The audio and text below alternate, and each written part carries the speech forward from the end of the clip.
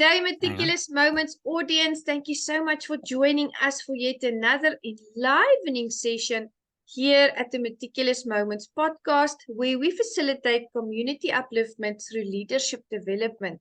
And today, this evening, I have the wonderful privilege of spending time with Adrian Milnes.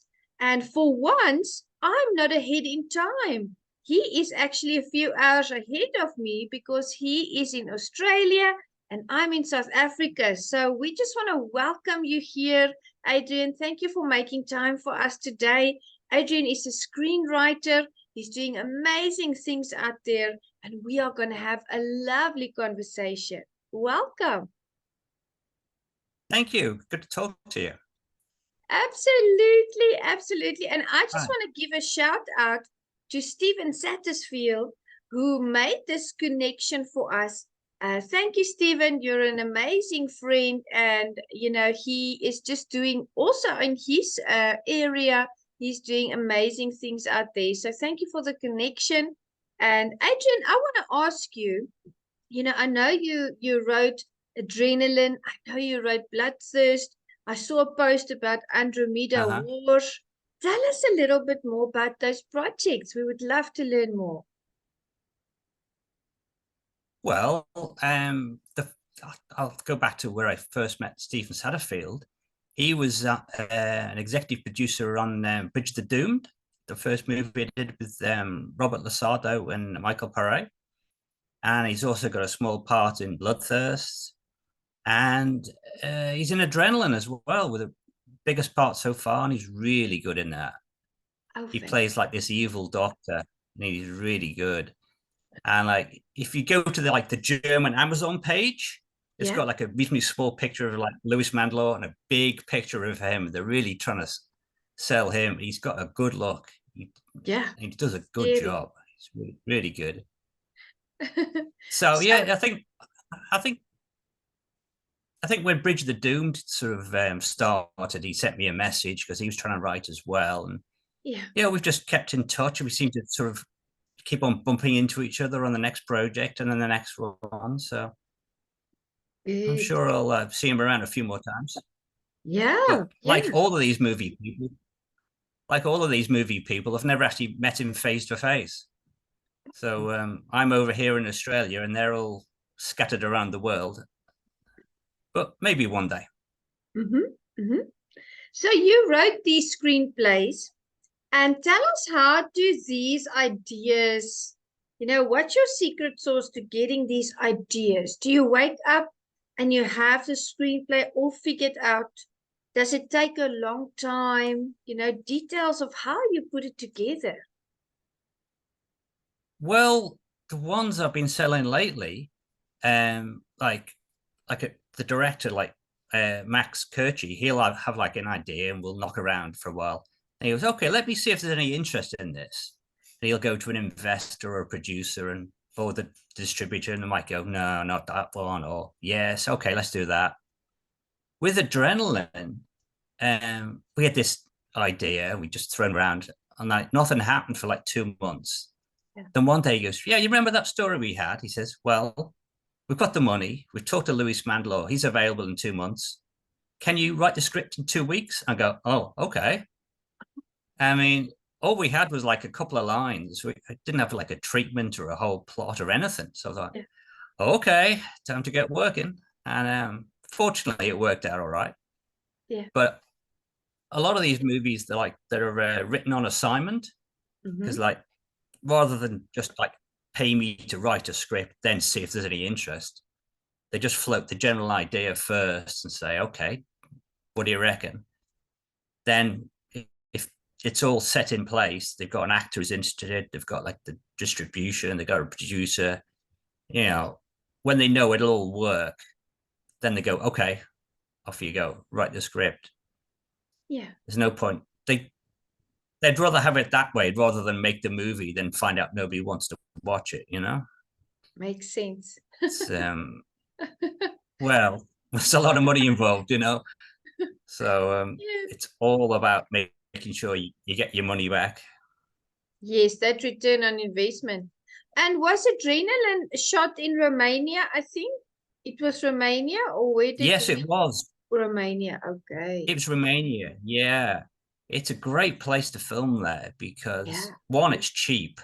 Okay. And secondly, they're not tired of movies. They're really happy to help. Like Good. we needed a hotel. So they just turned up and go, "Oh, can we film here?" They go, "Oh yeah, no problem." Another time they needed a garage. They just rocked up to this garage. They go, "Can we film here overnight?" And they go, "Oh yeah, yeah, here's the keys." They're very happy to help. So, and Good. there's a lot of good actors there as well. Yeah. We did as well as Adrenaline. We did another movie called The Bouncer there. Mm-hmm. That's got Costas Mandylor from the Saw movies. Cool. Simon Phillips. He was in that movie, TV show Fubar with Schwarzenegger. Yeah.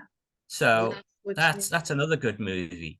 yeah. And it's one of these like these like old European cities, and Yes. like they've got a lot of old stone buildings. It's got a lot of character, Yeah. and that was also directed by Max Kurchi, and like he really brings out the sort of the character of the city, especially at night. It's really good to look at movies. It's got a lot of atmosphere. That's So very yeah, yes. yeah, carry on, please. Yeah, no, I said the atmosphere is very important. I'll tell you why I'm using that example. My son loves to watch the Arrow series, right? And the music Uh-huh. and the suspense, that it builds. Sometimes I'll be sitting and I'll work and I'll hear the music and I'll stop and I'll, watch for a few minutes because something's going down. And then he also likes to watch Mm. these YouTube reels that they make, but they change the music. And the moment that they change Yeah, the music, the context changes. And it's like the same exactly. dialogue means something else, right? How interesting is that? Mm. Well, the music is everything. My son recently had this assignment to do. He had to get clips of Toy Story, but recut a trailer as though it was a horror movie. It actually worked pretty well. And have you seen that thing on YouTube where somebody's taken a few clips of Pulp Fiction and Not they've put the yet. Seinfeld music to it, No, not and it's yet. like they've changed it into like a sitcom. It shows you just how much you can change with the music. Yeah, yeah. I So the remember ambience. it's Yeah. yeah, but it's the music. And we've got Simone Cilio, an Italian guy. He does a fantastic job. Oh, wow. And like this is it with a movie. Like there's so many things that can go wrong. You get the music wrong or the editing wrong or whatever, and the movie collapses. So everything has to be right. Yeah, You got to get the right people involved. yeah. Because I remember they interviewed Scorsese's editor, and she's like this little old lady, and they go, how come somebody nice like you can edit such a violent movie? And she goes, they're not violent until I finish editing it. It's all about how it's treated. Yeah, yeah, So yeah. yeah. I was, when you mentioned, bringing that beautiful ambiance of the city out, all of those Mm. components, all of those moving parts, the scene, where it's shot, the music, the people are involved. It's actually such a delicate balance. I don't think people realize, and you mentioned a lot of things can go wrong. I don't think people realize the delicate balance that there has to be the whole time to portray the Mm. real storyline and to bring the audience to the conclusions that we want to bring them to, and to leave that lesson or that life story with them. The balance is very important between all those parts. It's actually a very intricate process, but it's so amazing how it unfolds. I know. I mean, we've all seen movies where we're really enjoying it, and then there's like one miscast actor or one like part of the plot, and go, that wouldn't happen, or that's terrible, and you just lose interest straight away. Yeah. So yeah, it ain't easy. I mean, I couldn't be a director. It's just I talk to Max and the things he has to go through, and it's just like, oh, gee. But he Yeah. makes it work. He makes it work. Yeah, yeah. And So, everybody has a special part to play. I was interviewing Martin Manuel Nusa, and he also spoke about, being the director and being the producer and wearing those different hats and the stressors that they have on set. There's a timeline and there's yeah. arrangements to be made, and there's a certain, a format that it has to unfold in. And if that doesn't happen, it sets everybody back a few days. It costs extra money, Mm-hmm. So, and it all to think that, you sit down, Adrian, you write this amazing screenplay and you bring that whole story to life. How beautiful is it? I mean, you must absolutely love what you do. I can just imagine how much you enjoy Oh, writing, yeah. seeing what they bring forth. Oh, the first movie, like Bridge of the Doomed, I remember like seeing like a clip and go, oh, look, I wrote that. That's Rob Lasardo. I've been a fan of his for like so long. And like, so, wow, I wrote those words. This is all down to me. It's just like, it's took a little while to get used to, but it's like amazing. Yeah. And then later on, we became friends, and he was like calling me, and then he goes, "Oh, I've had this idea for a movie. Will you help me write it?" And I go, "Yeah, sure." So that was another weird thing, You like in the past, you're watching this guy, the next thing you know, he's calling me up, and we're talking about things.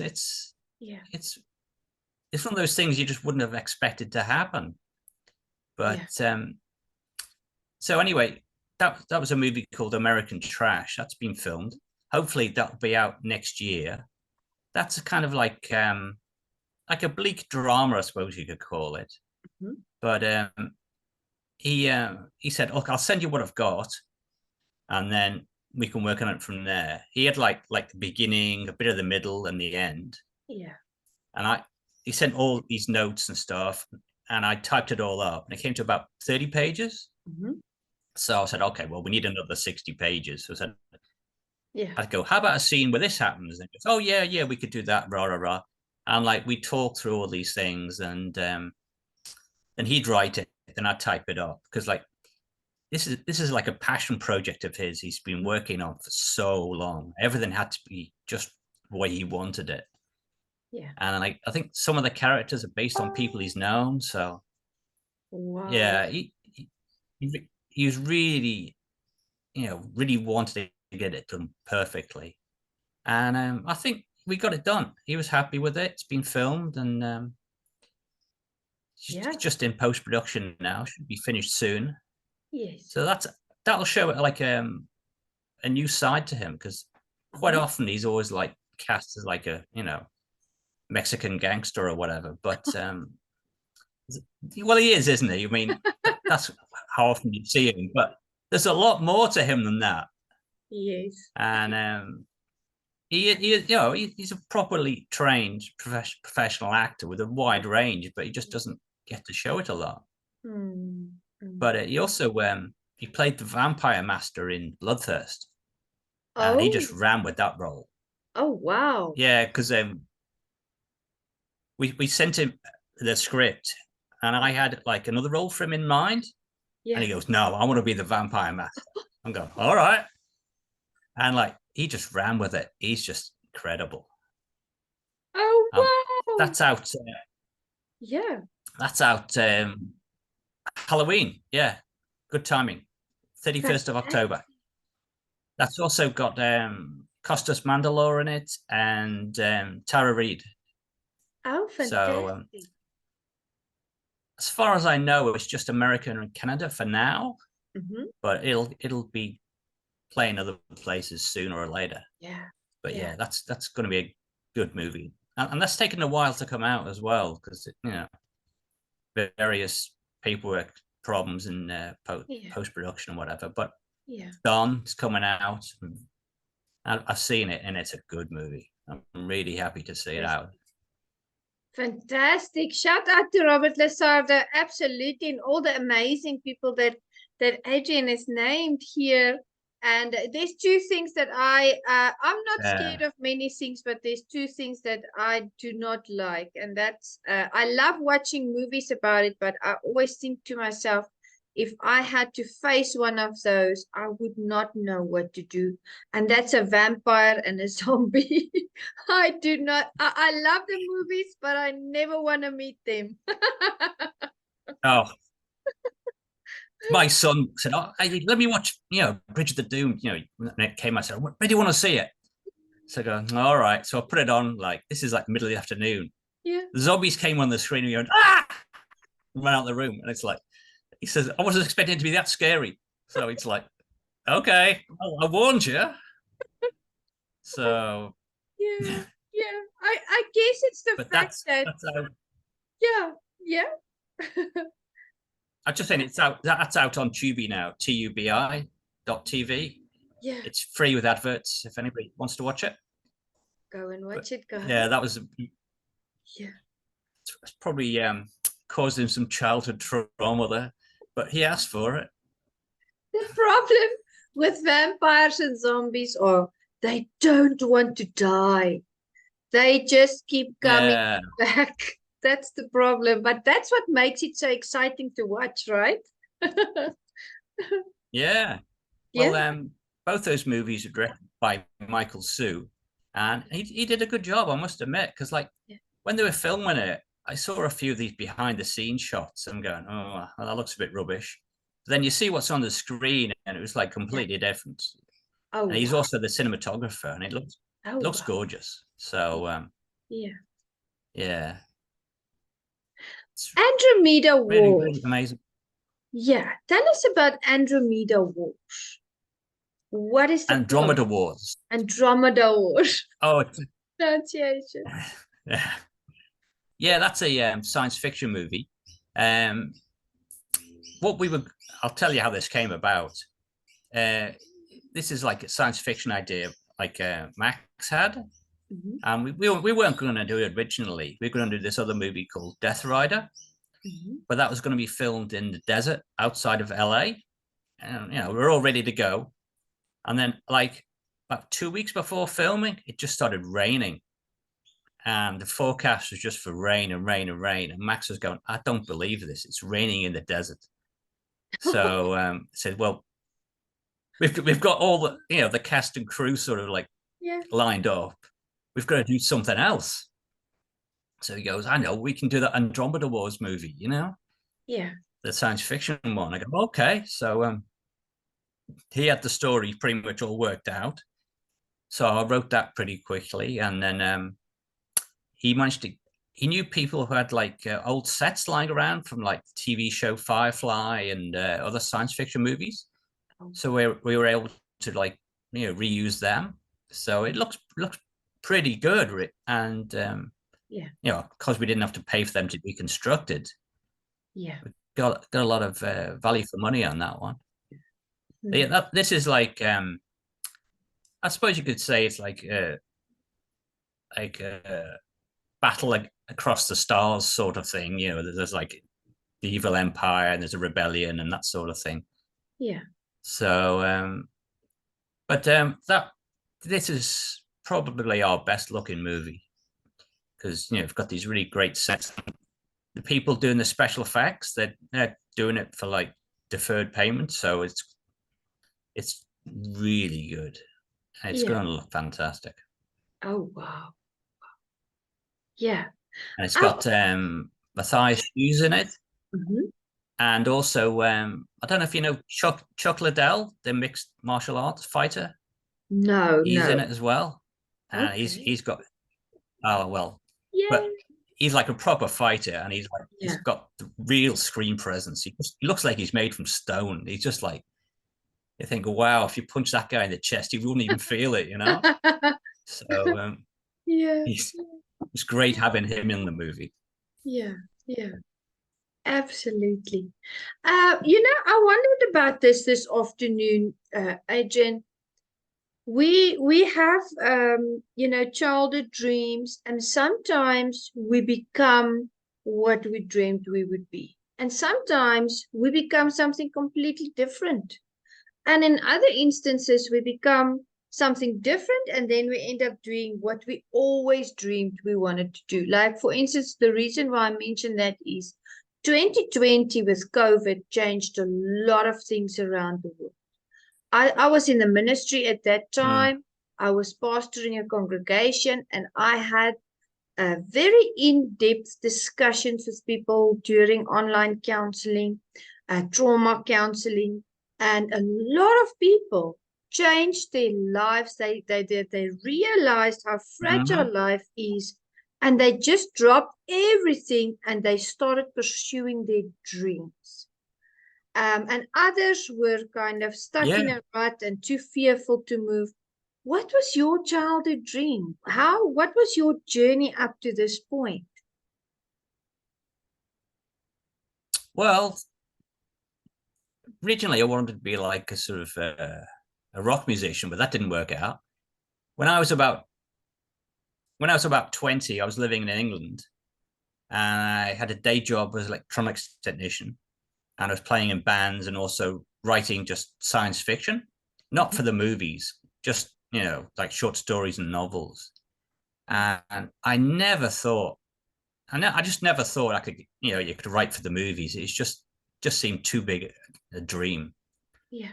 And then later on, when I was living in Hong Kong, a friend of my girlfriend, later wife, she lived in the same building as this Hong Kong actor called Stephen Fung. I thought, oh, wow, I could write a script and give it to him, blah, blah, blah.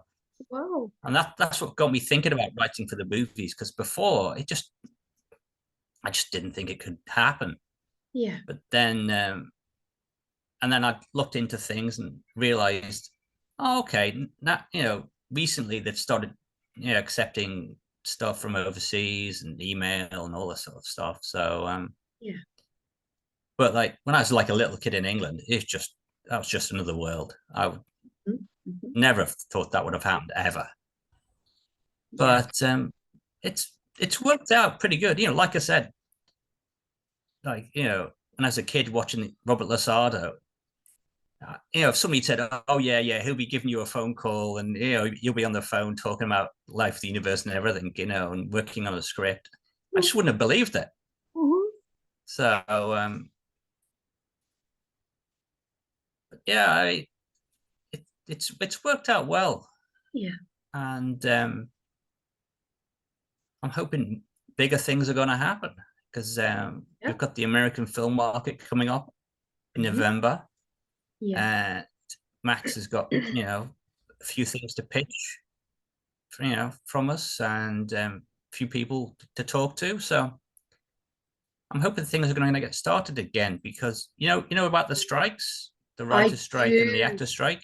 Yes, I do. Yeah, because like a post that you did about that. Tell us about that. I know about the strikes. Yes. SAG and everything. Well, like in February, I was talking to all these people and things were looking really good. Yes. And then the writer's strike started in like start of May. Then like a month later, the actor's strike, and everything got put on hold. And it's only like in the last couple of weeks, things have actually started, happening, people talking again. Now that the writer's strike has been, finalized. So, but yeah, I mean, it's been a big, long stretch this year where just nothing happened. Yeah. I just didn't see that one coming at all. Yeah. And I'm really happy they've dealt with that problem of artificial intelligence as well. They've managed to hack out a deal over that. Warner Brothers. Yeah. Yeah. That's a bit worrying. Very. It came out of nowhere for me. I didn't see it coming at all. Yeah.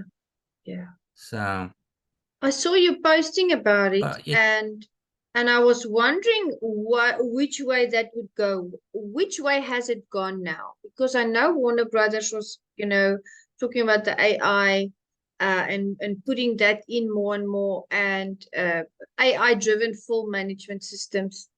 And that is a bit scary, right? I was wondering how that was going to turn out. What's the latest updates on that? Yeah. Well, the writers have, they've agreed with the producers. The producers won't be using AI, but this is only a 3-year deal. So who knows what's going to happen? Yeah. In 3 years' time. But I can't predict what's going to happen. It's just too far out there. It's all. I think it's moving too fast for most people to comprehend. You've got. I mean, I saw this video just the other day of Morgan Freeman giving this speech, only it wasn't him, and it looked perfect. Then they showed the original video of somebody else talking, and they just transferred it over to Morgan Freeman. It was just that is hectic. Everything on the internet now, it's just suspect. Yeah. You got to be so careful. Yeah. I've always I don't know. I mean, I've always wondered about this whole. You've heard, Adrian, about the doppelgangers. Somewhere in the world there's someone that looks like you. You've heard that theory before. yeah.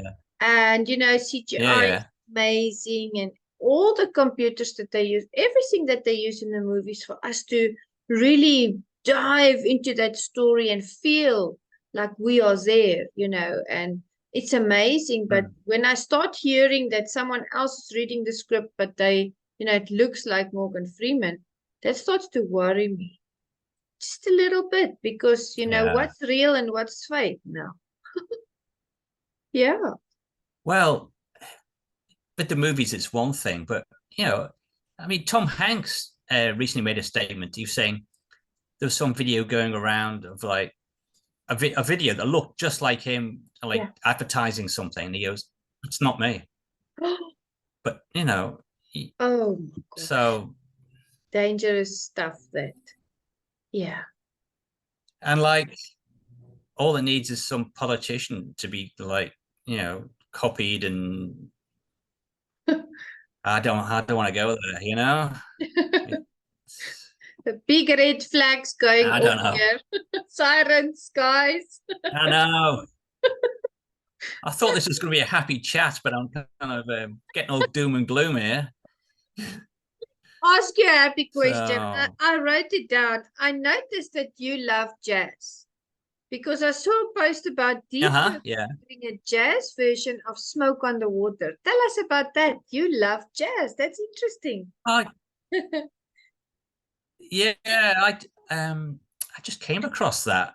Yeah. Like, Deep Purple playing this like jazz version of Smoke on the Water. And I was like, oh, okay. That's something different. Yeah. But no, but I like to sort of jazz from like the 1950s to 60s, that sort of thing. Yeah. And it kind of confuses my son, because he says, 1 minute you're listening to like metal, 1 minute you're listening to jazz. I go, well, they're all using the same notes. He goes, yeah, exactly. But it's all different. I don't get it. It's like, oh, okay. So yeah. Oh, there's one question he asked me a while ago. He said, you've watched so many movies. When are you going to stop? Never. It's like, no, I can't give you an answer that you'd understand. It's just. But this is what the new generation is like. I mean, they'll watch like 2 movies a year. Yeah. It's all video games now. And when I was his age, I was watching every movie I could, Yeah. Old black and white movies from the 50s or whatever, and 40s, anything. Yeah. But now I look at him and all of his mates, it's all video games and TikTok. I mean, like I say, they watch a couple of superhero movies a year. Yeah. TV show? No. Yeah. Do you have a favorite band? No. They're like a few songs here and there, but they're not really in depth on it. Yeah. Yeah. So I'm going doom and gloom again, but I'm not sure where the future of movies is lying, the way things are going, but we'll see. I think we have to keep that love for movies, going. We have to instill it in them. We have to teach them, because, I've watched a lot of movies that have counseled me. and have given me answers on certain things and have really opened my eyes. And it's like therapy, it's given hope and it's instilled Yeah. that courage. And what I, for instance, when I grew up, my grandmother loved the golden oldies, the beautiful old movies. Like there was a channel on television, I forget the name of the channel, but they used to play Seven Brides for Seven Brothers and Sound of Music and all these war and westerns. And that's where I started to love watching movies and series. And I do that with my son. We'll have every weekend, we'll have a time where we pick a movie. And sometimes it will be an old movie, and sometimes it will be a DVD that we rewatch, and sometimes it will be something new on Disney or Netflix. But he absolutely loves that time of the week because it's our bonding time. And I think we should keep that going. We should really refresh it in their routine, in their minds, because the phones, when I see him having off time, he's either watching YouTube videos or he's playing a TV game or he's busy with his Xbox or his PS4.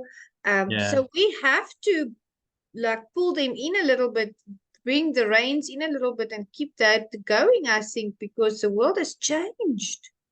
Everything has changed so dramatically. Yeah.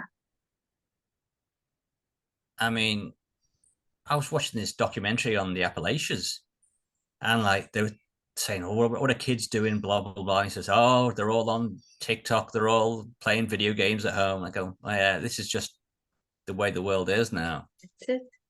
I mean, at least I don't have to worry he's going out and causing trouble, because it's like I know exactly where he is. He's on his computer, But there's got to be more to life than this, Yeah.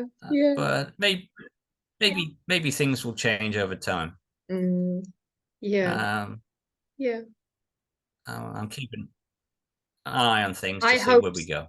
I hope. Yes, I agree with you. There's always a pro and a con to everything new that's introduced. And I guess we have to learn since COVID, what I saw in the human race. I mean, I worked with the rawest emotions that people could go through. I've stood next to so many deathbeds and, counseled so many people at what hours of the night and gone through all the trauma with them, because that's the role of a minister. And something that I really saw in COVID is the human race is extremely adaptable. We can adapt to our circumstances so fast. Absolutely. And it's amazing, right? Wow. Yeah. Yeah, I remember quite some time ago, I was on a plane and I got talking to this guy sitting next to me, and he was an Israeli guy. This was when all these bombs are going off in cafes and restaurants and stuff. And I was going, why do people go outside? I said, look, if I was there, I'd be hiding under the bed. I wouldn't go outside. And he just goes, you get used to it. And that's basically for everything, isn't it? You get used to it. Wow. And I mean, people got sort of used to COVID. I mean, that was, looking back, that's a weird time. I mean, it's almost like it didn't happen. It's just, but it was just, it was strange. It was strange, and we changed over so quickly. And some of the things that we learned in the COVID, we still apply. Like I still sanitize my hands often, even when I travel. I've got sanitizer. Yeah. It's a routine now. And now you made a good point. You said it's almost as if it didn't happen, and it's true, because it was just 2020. We're only in 2023, but to me it feels like it was way back. It was that time. Yeah. It's only 3 years. I know. It's just been, we've got used to it. We've stuck it in our past memory and moved on. It's just, it's weird. But I think we learned a lot about human nature as well during COVID. both positive and negative. I mean, Oh, yes. we had people here in Australia fighting over toilet paper. Did you hear about that? No, I didn't. Ah, some people thought, oh, well, look, if this goes on, toilet paper will run out. So people were buying up all the toilet paper they could have. And Okay. then other people saw that and thought, oh my God, there's not going to be any left. So we Yeah. need to buy it all too. And the shelves are just stripped. Oh, wow. And when new deliveries came in, Yeah. people were literally, having punch-ups over like who got the last roll of toilet paper. Yeah. Yeah. It's just, uh, You there's, see it. Yeah. some there was some solidarity with people looking out for each other in other areas, and Yeah. in some areas it was just like kill or be killed. It's just, Yes. uh, It was a dangerous time. Yeah. so Here in South Africa, I think our biggest threat was because our crime rate is 5 times higher than the rest of the world. And a big concern was that with the COVID, that they would start to raid the shops and that they would start to, yeah, break open the doors. And I do remember that at some point there were frequent groups that would actually they would take tires and burn the main streets. And when there were times that the shops were able to open again, they weren't able to open because of the damage. They had to have everything repaired. So it was oh a God, very dangerous and very weird, yet, like you said, enlightening time in history, because we saw the best of people, but we also saw the worst of. So it was odd. yeah. Yeah, yeah. So, oh well, I mean, life It's is a learning experience, isn't it? I suppose. The more older you get, the more you learn about human beings, and yeah, sometimes it's encouraging, and other times you're just left shaking your head. yeah, But true. Adrian, tell me, future projects that you're working on. Are you busy writing new scripts, or are you, what's going on? talking about stuff. Yeah, yeah. Well, like I said, things have only just really started get going again The now. So strikes. now that the Yeah, writer strike has ended, and yeah. hopefully the actor strike will be, finished with soon. Yes. But we've got a few things planned, but nothing indefinite right now. And so I'm hoping by the time of the Yeah. American film market in November, everything will be cleared up, and we'll have a good run. But Yeah. yeah, so but normally I'd say, oh yeah, this is filming in January or whatever, but nothing definite so far. This year was a different. But I hope, yeah, this was I mean, it was not a happy time back in May, because the producers guild was saying, oh yeah, we'll starve them out, and they're all talking about artificial intelligence and all this sort of thing. And so it's just like, oh, I can't believe this. I finally broke through, and it looks like everything's going to collapse on me. Yeah. But it seems to have worked itself out. Good. Good. And it's so lovely to have you here, and to learn from your story and the projects that you've done, and to get to know you, Adrian. It was lovely to get to know you and have this Thank you. lovely conversation. And I want to ask you, as we come to a close of this session, are there any words that you want to leave with the audience? Something that you want to just put in their minds or in their hearts. What do you want to close off with today? I think we've pretty much touched on it, just Yeah. dealing with things and moving forward, I guess. Yeah. And yeah, it's been a lot of problems this year, but I think we'll deal with it and move forward. That's life, isn't it? You deal with it and you move forward. That's it. Absolutely. In the wise words of Adrian Milnes, keep moving forward. We are going to do the same. Adrian and I, we're going to make the best of every day. We're going to keep that momentum. And Adrian, it's been such a lovely time. I appreciate you making time for us here. And yeah, Thank we'll keep you. in contact. Thank you. Absolutely. Thank you. Okay. Have a great Bye-bye. Friday. Bye. You too. Bye-bye.